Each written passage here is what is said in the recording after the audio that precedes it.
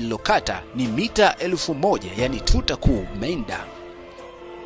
Mita 1000 ni kilomita 1 na point.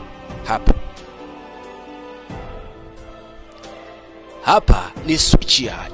Umeme ukishazalishwa kwenye maji unaletwa hapa na kuanza kusafirishwa kuelekea katika grid ya taifa Chalinze.